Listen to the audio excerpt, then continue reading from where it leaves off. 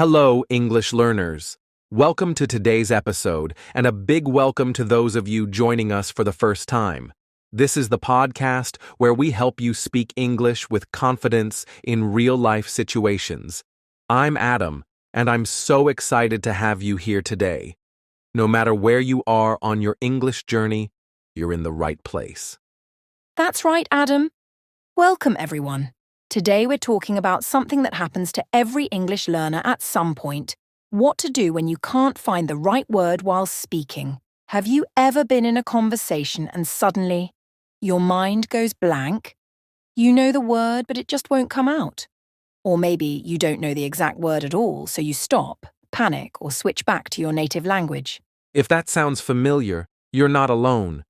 Even fluent speakers forget words sometimes, but the difference is, they don't stop.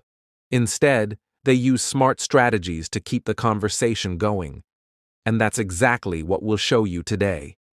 By the end of this episode, you'll have practical strategies, useful phrases, and confidence-boosting techniques to handle these moments like a pro. So grab your notebook, get comfortable, and let's get started. Blast off.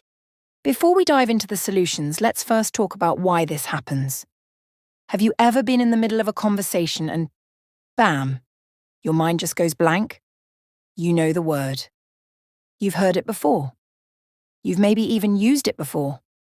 But suddenly it's like it has disappeared from your brain. And then what happens? You pause. You hesitate. You maybe even switch to your native language because you feel stuck. And that's where a lot of learners start to feel frustrated. They think, why does this keep happening to me? I study, I practice, I know these words. So why can't I remember them when I need them? Well, if this sounds familiar, don't worry. You're not alone. Forgetting words while speaking English is completely normal, and there's a reason it happens. And the best part? There's a way to fix it. Adam, I know a lot of learners face this issue. So, what's actually happening in the brain when someone suddenly forgets a word while speaking? Great question, Sophia. And this is something that happens to everyone, even native speakers. You see, our brain is like a giant library of words. Every word we learn gets stored somewhere inside. But here's the problem. Not all words are easy to find. Think of it like this. Imagine you walk into a library and ask for a book you read last year. If you've been reading that book every day, the librarian will grab it instantly. But if you haven't touched it in months, the librarian has to search through the shelves, wasting time before finding it. That's exactly what happens with vocabulary in our brain. Some words are part of our active vocabulary. We use them all the time. So they're right at the front of our mental bookshelf, ready to use. But other words sit in our passive vocabulary. We recognize them when we hear or read them, but they're not easy to grab when we need them. So, if you've learned a word but haven't practiced using it, your brain struggles to find it quickly. It's not that you don't know it, it's just buried deep inside. And in fast conversations, there's no time to dig through the shelves. Oh, wow, Adam. That's such a perfect way to explain it. So basically, if a word isn't in our active vocabulary, it's harder to recall in real time. And that explains why some learners can understand English when they listen or read. But when it's time to speak, they freeze. Their brain recognizes the words but hasn't practiced retrieving them fast enough. But let's go even deeper. Because forgetting words isn't just about practice. Sometimes even words we use often can suddenly disappear when we're under pressure. And that brings me to another huge reason why learners forget words: anxiety and nervousness. How many of you have felt this before? When you're alone thinking in English, you feel fine. You can even practice speaking by yourself and the words come easily. But the moment you have to talk to someone, especially a native speaker, your brain shuts down. Adam, I know this is something that happens even to experienced speakers. What's going on here? Oh, absolutely, Sophia. And this is a huge issue. When we're nervous, our brain literally blocks access to information. It's like trying to type on your phone when your hands are shaking. Your brain knows the words, but stress slows down the connection. This happens because our brain is in fight or flight mode. It sees speaking English as a challenge, maybe even a threat, so it focuses on survival, not communication. And instead of helping us find the words, it makes us panic. Think of it like this. Have you ever had an exam where you knew the answers, but the moment you looked at the test paper, you forgot everything? It's the same with English. Your brain doesn't lose the words. It just locks them away temporarily. And here's the crazy part. Even fluent speakers forget words when they're nervous. Oh, that's so true. And I love that example because it's happened to me before, both in exams and in real conversations. But that's a huge relief to know that even fluent speakers and native speakers forget words. And you know what else slows down fluency? Overthinking grammar. So many learners hesitate because they're trying to build a perfect sentence before they speak. They're thinking, wait, should I say I go or I went? Is it I have seen or I saw? And by the time they figure it out, the conversation has already moved on. But Adam, here's what's interesting. Fluent speakers don't actually think about grammar while speaking, right? Yes, fluent speakers don't stop to analyze grammar in real time. Instead, they focus on getting the message across. Think about native speakers. We make mistakes too. We sometimes say things like, "There's two people coming," instead of, "There are two people coming." But we don't stop the conversation because of it. Learners, listen to me. Fluency is not about perfection, it's about communication. If you're always stopping to correct your grammar in the middle of a sentence, you're training your brain to hesitate instead of speak. Exactly. And here's another thing that slows learners down. Translating from their native language before speaking. I see so many learners trying to form a sentence in their native language, translate it in their head, and then say it in English. And guess what? It's too slow. Think about it. Your brain has to 1. Think of the sentence in your native language. 2. Find the English words and translate them. 3. Check the grammar. 4. Then finally say it. By the time you're ready, the conversation has already moved forward. And here's the real problem. Languages don't always translate perfectly. If you try to translate word for word, you'll end up with unnatural sentences. For example, in Spanish, people say, "I have 30 years," instead of, "I am 30 years old." In some languages, people say, "Open the light," instead of "Turn on the light." If you try to translate everything, you'll always feel stuck. Yes. So, now that we understand why we forget words, let's talk about the good news. You can fix it. Sophia, what's one of the fastest ways to train your brain to stop forgetting words and keep speaking fluently? Ooh, I love this question, Adam. And that's exactly what we're going to cover in the next part. If you want to stop forgetting words and start speaking fluently, even when your brain goes blank, stay with us. Because in the next chapter, we'll show you exactly how to handle these moments with confidence, useful phrases, and real-life techniques that fluent speakers use every day. So don't go anywhere. We're about to change the way you speak English forever. All right, let's talk about one of the biggest misconceptions that stops learners from speaking fluently. The belief that you need to use big, fancy words to sound fluent. I see this all the time. Learners think, if I use advanced vocabulary, people will think I'm really good at English. But here's the truth. Fluent speakers actually use simple words most of the time. And what happens when learners try to use complicated words? They hesitate, they second-guess themselves, and they get stuck. And instead of speaking smoothly, they pause, searching for that perfect word. But guess what? Fluency is not about sounding advanced. It's about sounding natural. Adam, you've worked with a lot of learners. Why do you think people believe that bigger words equal better English? Oh, Sophia, this is such an important point. A lot of learners want to impress people with their vocabulary, and I totally get it.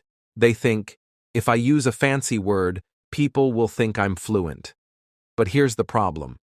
When you focus on advanced words, you slow yourself down.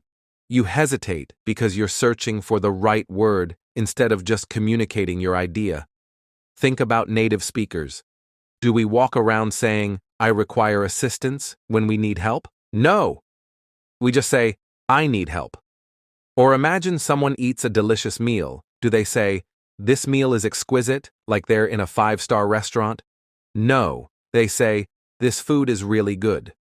Using simple, natural words actually makes you sound more fluent because you're speaking smoothly without hesitation.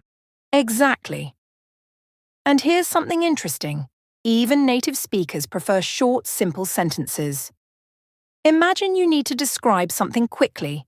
Instead of thinking, what is the most advanced word I can use?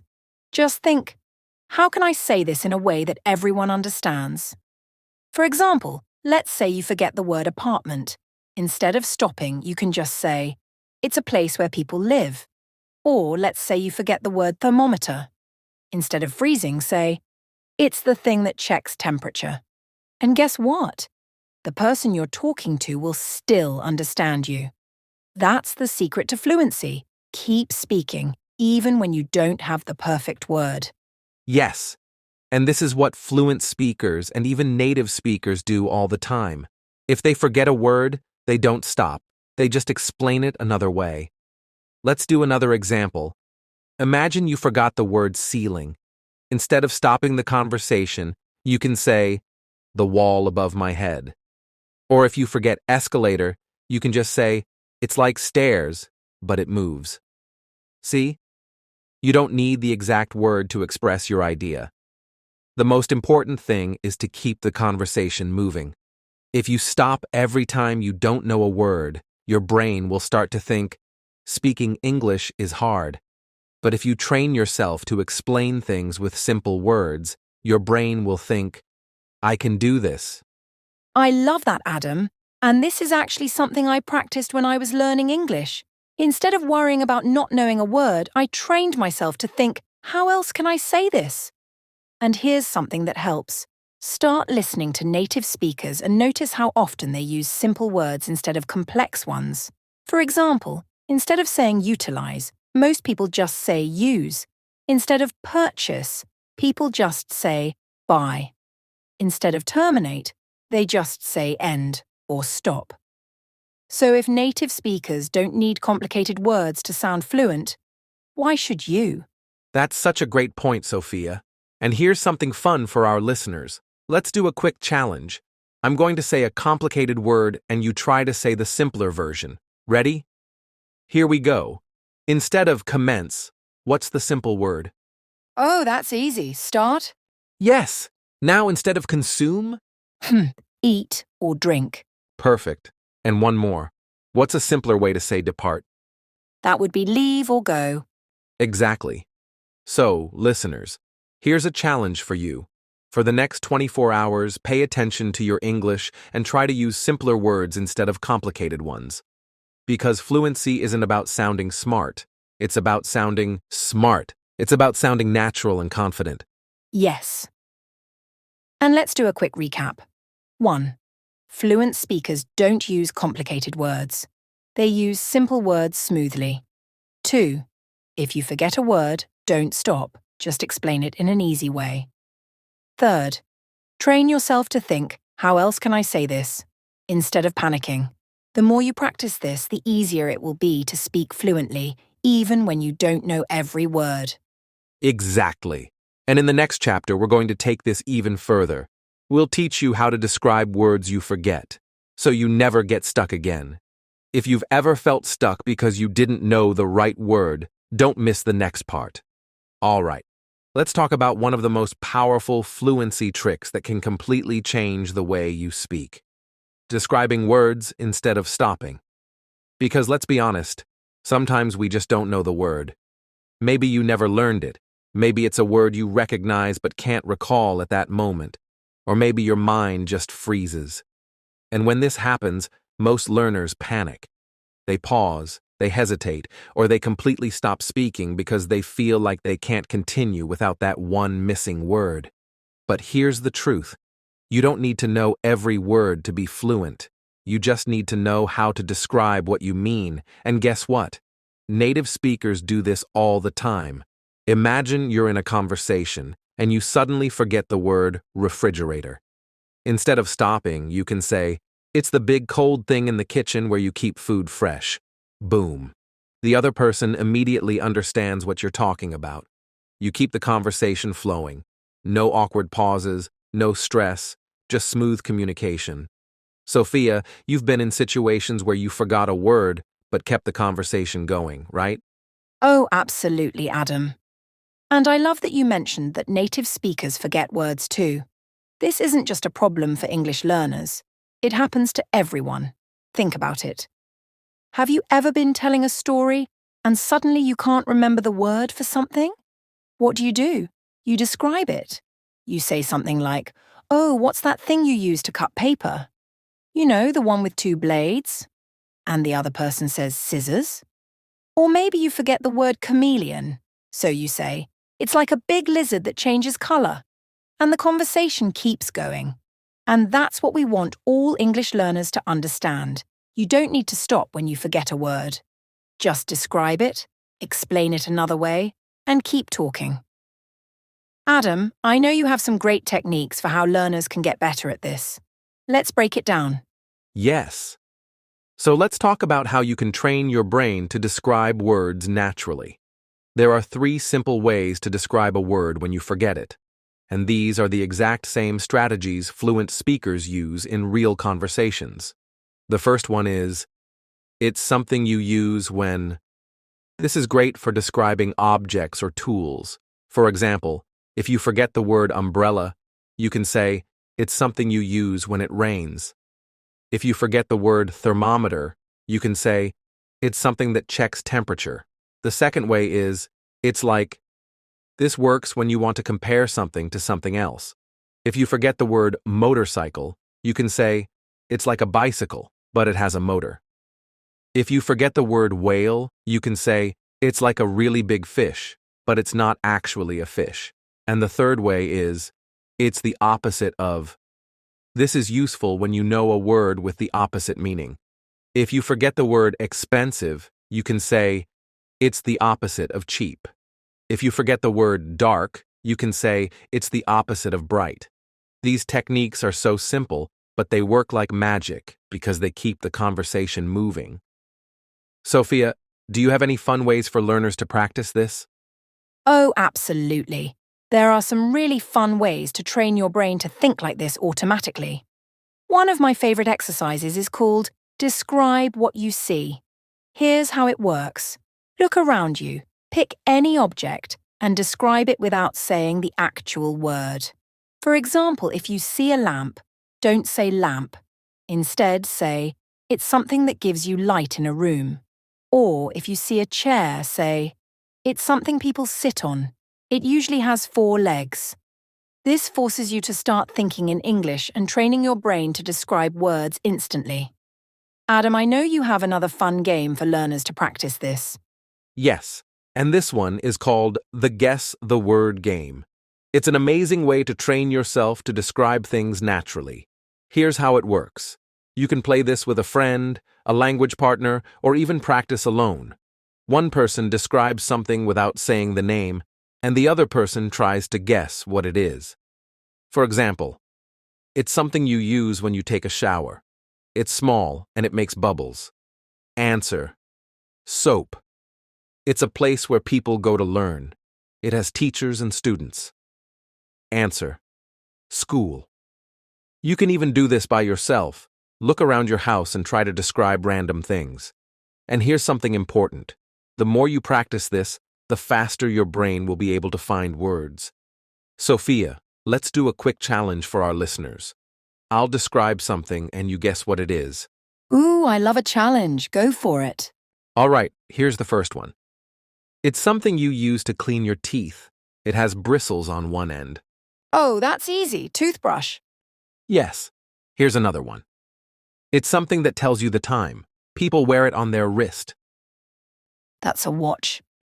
Exactly. See how fun and easy this is? It's such a great way to train your brain to describe things fast. I love this. And let's do a quick recap for our listeners. If you forget a word while speaking, don't stop. Just describe it. 1. Use phrases like, it's something you use when, or it's like. 2. Practice describing objects around you daily. 3. Play the Guess the Word game to improve your fluency. The more you use this technique, the faster and more confident you'll become. Adam, what's coming up next? In the next chapter, we're going to take this even further. We'll teach you how to use synonyms and similar words to keep your conversation flowing. If you've ever forgotten a word and thought, I know another way to say this, then you're going to love the next part. So stay with us because this next technique will make speaking even easier. All right, let's talk about another fluency hack that can instantly help you keep speaking, even when you forget a word, using synonyms and similar words. So many learners think they need to find the exact word to express their thoughts, and if they can't remember it, they completely stop talking.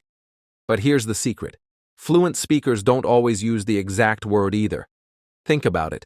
Native speakers do this all the time. If they can't think of the perfect word, they just use a similar one. And guess what? The conversation keeps going smoothly. For example, imagine you forget the word huge. Instead of stopping, just say very big. Or if you forget delicious, just say really tasty. That way, you're still communicating your idea without getting stuck searching for the perfect vocabulary. Sophia, I know you've seen this strategy work for so many learners. Why is this such an important trick for speaking fluently? Oh, Adam, this trick is an absolute game changer. One of the biggest mistakes learners make is thinking that fluency means using fancy or complicated words. But in reality, fluency means expressing yourself easily and naturally. And sometimes, the simplest way to do that is by using a different word with a similar meaning. Let me give you an example. Imagine you're in a restaurant and you want to say, "This food is exquisite," but you can't remember the word exquisite. What do? Do you stop speaking? Do you feel embarrassed? No. You just say, "This food is really good." And guess what? The meaning is exactly the same.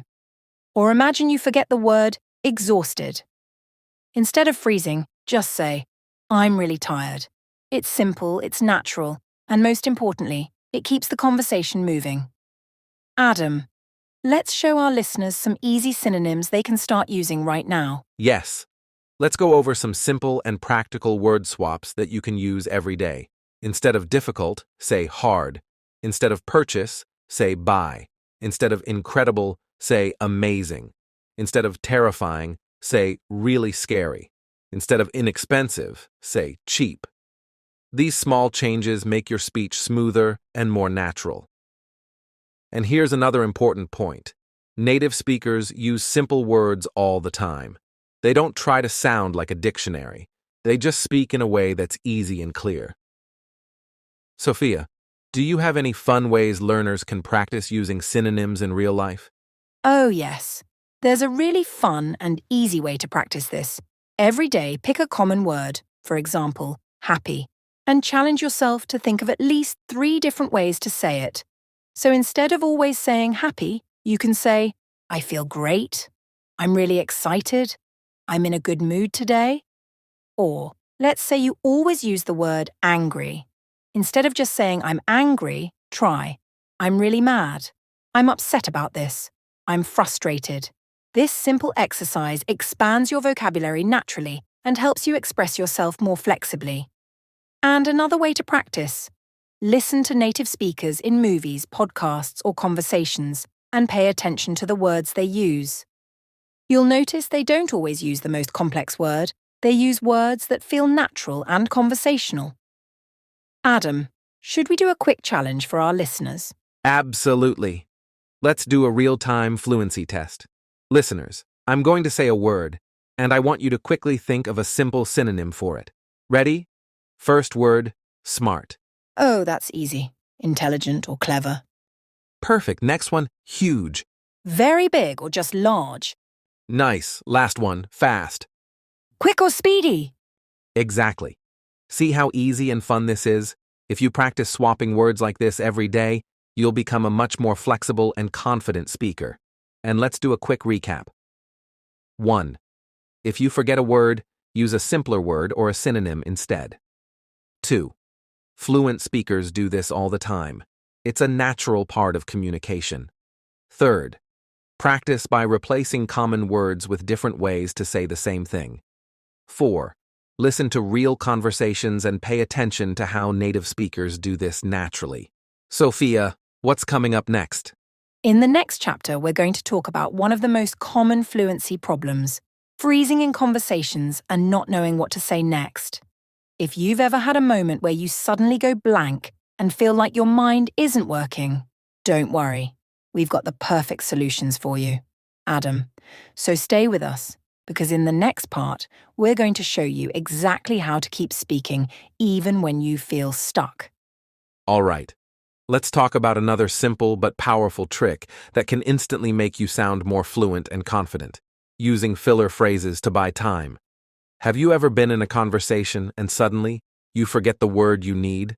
Your brain is searching, but the word just won't come. And what happens? You freeze, you stop talking, you feel awkward. But guess what? Fluent speakers don't freeze, they use filler phrases. Think about it. Native speakers forget words all the time. But instead of stopping, they naturally fill the gap with simple expressions like, "Let me think for a second. Oh, what's the word for that? It's on the tip of my tongue." These phrases keep the conversation flowing and give your brain a few extra seconds to find the right word. Sophia, I know you've seen how effective this technique is.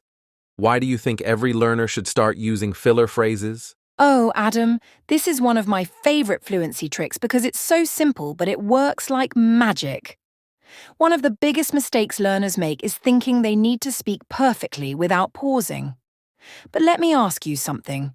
Do native speakers talk like that? No, native speakers pause, think, and use fillers all the time.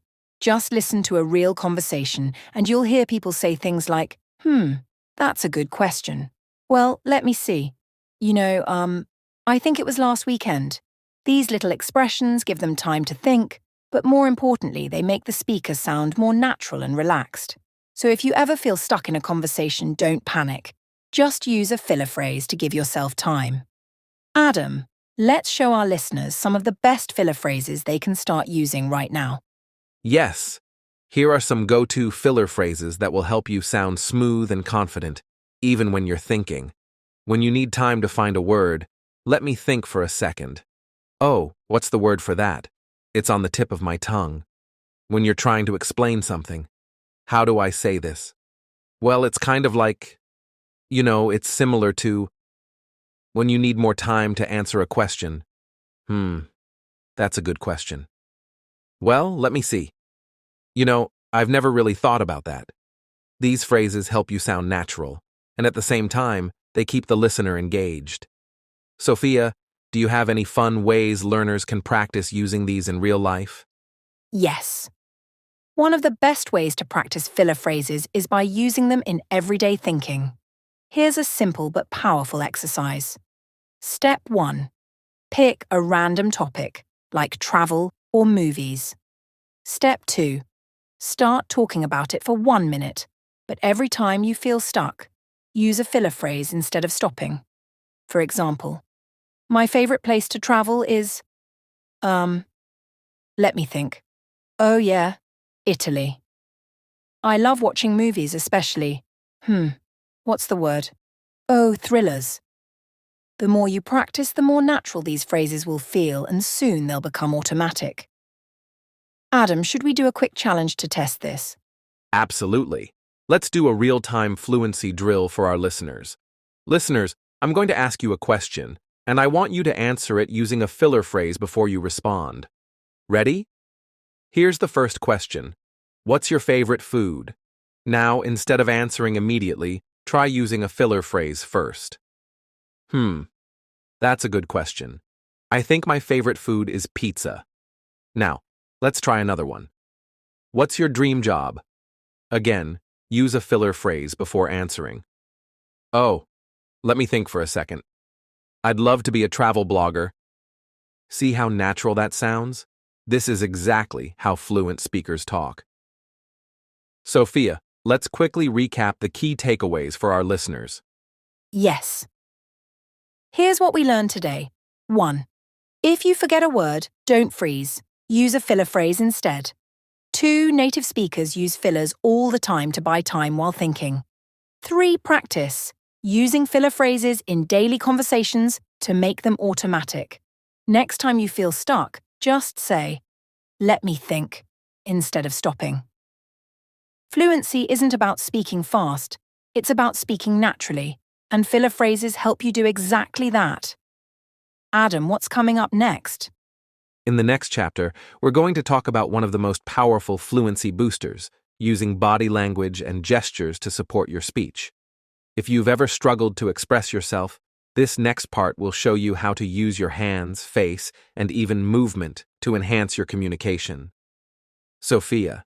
So stay with us, because next we'll show you how to speak with more confidence, even before you say a single word. All right, let's talk about one of the most underrated fluency tricks, using body language and gestures to help express yourself. Many learners focus only on words when speaking English, but communication isn't just about words. It's also about how you use your body. Think about it. When native speakers talk, they move their hands, they use facial expressions, and they use their body to support what they're saying. And guess what? You can do the same thing to make your English more natural and expressive. Let's say you forget a word. Instead of stopping and feeling embarrassed, use a gesture. For example, if you forget the word umbrella, just pretend to open one with your hands. The other person will immediately understand what you mean. Sophia, you've seen this happen in real-life conversations. Why is body language such a powerful tool for fluency? Oh, Adam, this is one of my favorite fluency techniques because it works instantly. Sometimes, learners worry too much about finding the exact word. But here's the truth. Fluent communication is about expressing ideas, not just saying words perfectly. And gestures help you do that without stopping the conversation. Think about babies learning their first language. Before they can speak, what do? They point, they make expressions, they act things out. And guess what? People understand them. It's the same with adults learning English. If you can't remember a word, act it out. Let's do a quick test, Adam. Imagine I don't know the word phone. How can I show it with a gesture? Easy. I'd just put my hand up to my ear like I'm making a phone call. And anyone watching me would immediately know I'm talking about a phone. Now let's say I forgot the word drink. I'd just pretend to hold a glass and take a sip. Instant communication. This is why using gestures makes you look more confident, more fluent, and more expressive. Sophia, let's give our listeners a few real-life examples of how they can use body language when they forget a word. Absolutely. Here are some simple gestures you can use in everyday situations. Check mark. If you forget scissors, just make a cutting motion with your fingers. If you forget eating, pretend to hold a spoon and bring it to your mouth. If you forget writing, pretend to hold a pen and write something in the air. If you forget cold, wrap your arms around yourself and shiver. And here's the fun part. Native speakers do this all the time. Have you ever seen someone say, "It was this big," while holding out their hands to show the size? Or say, "Come here," while waving? That's because gestures are a natural part of communication. Adam, do you have any fun exercises our listeners can use to practice this? Oh, absolutely. This is a really fun way to train yourself to use gestures while speaking English. Here's how it works. Stand in front of a mirror and pick a word, but instead of saying it, act it out. For example, if you choose driving, pretend to hold a steering wheel. If you choose reading, pretend to hold a book and flip pages. If you choose typing, pretend you're pressing keys on a keyboard. This might feel funny at first, but it helps your brain connect words to actions, making it easier to remember words when you need them. And here's another challenge. Watch a video or a TV show in English, but turn the volume off. See if you can understand what's happening just by watching the gestures, facial expressions, and body movements. Sophia, Let's quickly recap why using body language is such a powerful fluency tool. Yes. Here's what we learned today. One, fluency isn't just about words, it's about expressing yourself. 2, if you forget a word, use a gesture instead of stopping. 3, native speakers use body language all the time. It makes communication easier and more natural. Practice gestures by acting out words or watching videos with the sound off. If you start using gestures while speaking English, you'll feel more confident, more expressive, and more fluent, even if you don't know every word. Adam, what's coming up next? Coming up. In the next chapter, we're going to talk about how to train your brain to think in English instead of translating from your native language. If you've ever struggled with slow thinking, hesitation, or translating in your head, this next part is going to change everything for you. So stay with us, because next, we'll show you how to think in English naturally, just like a native speaker. All right, let's talk about one of the biggest obstacles that stops English learners from speaking fluently: translating in your head before speaking. If you've ever felt like your brain is too slow when speaking English, or that you hesitate because you're trying to translate every word from your native language, this chapter is for you. Think about it. If you're translating in your head, your brain has to do double the work. First, it thinks in your native language. Then, it searches for the English words. Then, it checks the grammar. And finally, you speak. That's way too slow for a natural conversation. Fluent speakers don't translate. They think directly in English. And if you want to stop hesitation and speak smoothly, you need to train your brain to do the same. Sophia, I know a lot of learners struggle with this. Why is translating such a big problem for fluency? Oh, Adam, this is one of the biggest reasons why learners hesitate while speaking. When you translate in your head, you're not actually thinking in English, you're just converting words. And the problem is, English and other languages don't always match word for word. For example, in Spanish, people say, I have 30 years, instead of, I am 30 years old. In some languages, people say, open the light, instead of turn on the light. So if you're trying to translate everything exactly, you'll often end up with incorrect sentences, unnatural phrasing, or just taking too long to speak. But the good news? You can train your brain to stop translating and start thinking in English directly. Adam, let's break down some simple ways to do this. Yes. The key to thinking in English is to surround yourself with English daily and practice forming sentences naturally, without going back to your native language. Here are 3 powerful exercises to train your brain to think in English faster. Exercise 1. Name objects around you in English. This is one of the easiest ways to start thinking in English. Right now, look around the room you're in. Instead of thinking in your native language, name everything in English. For example, table, laptop, window, blue jacket, coffee cup. Do this every day, and your brain will start associating objects with English words without translating. Sophia, what's the next step? The next step is something I personally used when learning English, and it works so well.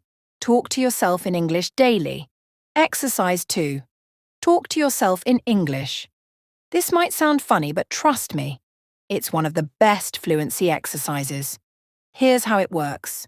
Throughout the day, narrate what you're doing in English. For example, if you're making coffee, say, I'm boiling water. I'm adding sugar. The coffee smells amazing. If you're walking outside, say, the weather is really nice today. That building is so tall. By doing this, your brain starts forming English sentences naturally, without translating.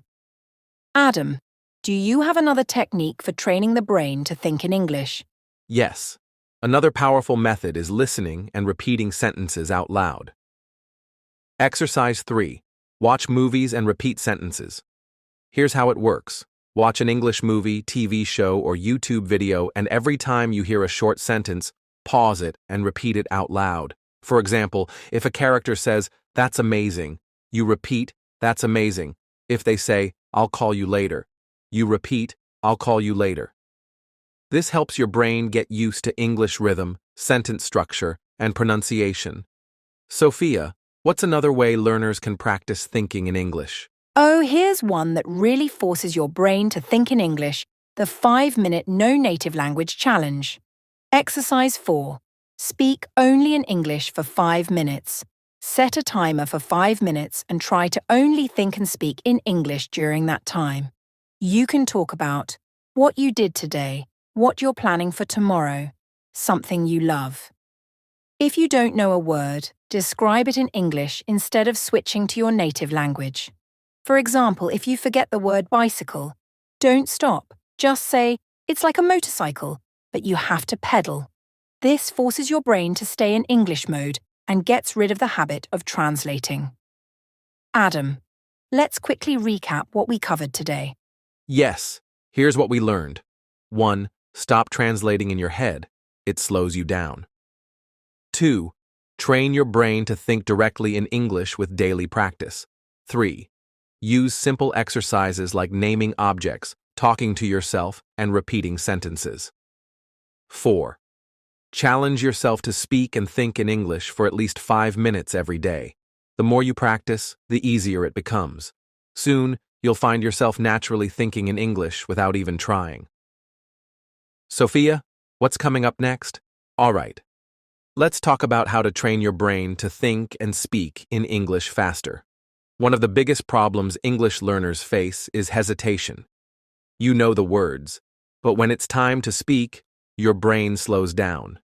It feels like you have to search for the right words, and by the time you find them, the conversation has already moved on. But here's the thing.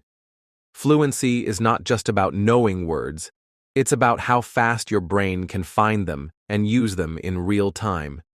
Think of your brain like a muscle. If you want to speak English faster, you need to train your brain like an athlete trains their body. And today, we're going to give you 2 powerful speaking exercises that will speed up your thinking, reduce hesitation, and help you find words instantly when you need them. Sophia, I know you love these techniques. Let's start with the first one. Oh, Adam, these exercises are game changers for fluency. Let's start with the first one. It's called rapid naming. Exercise 1. Rapid naming. This is a simple but super effective exercise that forces your brain to think in English quickly. Here's how it works. 1. Look around you. Pick any object you see. 2. Say its name in English, as fast as you can. 3. Keep moving to the next object, naming things quickly without hesitation. For example, if you're in your room, you would say bed, window, phone, laptop, door, jacket, book, chair, light. If you're outside, you might say tree, car, street, cloud, dog, bus stop, sign store. Do this every day for just 1 minute and you'll train your brain to think in English faster. Adam, why is this technique so effective? Great question, Sophia. This works because it builds a direct connection between objects and English words, without translating in your head. Many learners still think, okay, what's the word for car in English? And that's why they hesitate. But when you practice rapid naming, your brain automatically links the English word to the object, just like native speakers do. It's like muscle memory for your brain. The more you practice, the faster you'll get. Now let's move on to another amazing speaking exercise. 1-minute stories. Yes. I love this one because it pushes your brain to think in English non-stop. Exercise 2. 1-minute stories. Here's how it works. 1. Pick a random topic. It could be your morning routine, your favorite food, a recent trip, or even a funny memory. 2. Set a timer for 1 minute. 3. Start speaking about the topic without stopping. For example, if your topic is my favorite food, you might say, my favorite food is pizza. I love it because it's so tasty. My favorite toppings are cheese and mushrooms. I usually eat pizza on weekends. Last Saturday I had pizza with my friends, and it was amazing. The key is to keep speaking, even if you make mistakes. If you don't know a word, describe it. If you forget something, use a filler phrase like, let me think, and keep going. Adam, what makes this exercise so powerful? This is one of the best exercises for fluency because it trains your brain to think in English under pressure. Think about it. Real conversations don't give you time to stop and translate. You have to respond quickly, without hesitation. This exercise forces your brain to stay in English mode and speak continuously. And the best part? You can do this anywhere. While driving, in the shower, during a walk, just pick a topic and start talking. Sophia, do you have any extra tips for making this even more fun? Oh, yes. If you want to make this even more exciting, try these variations. Use a random topic generator. There are websites and apps that give you random topics to talk about. Record yourself, then listen and notice what words you struggled with.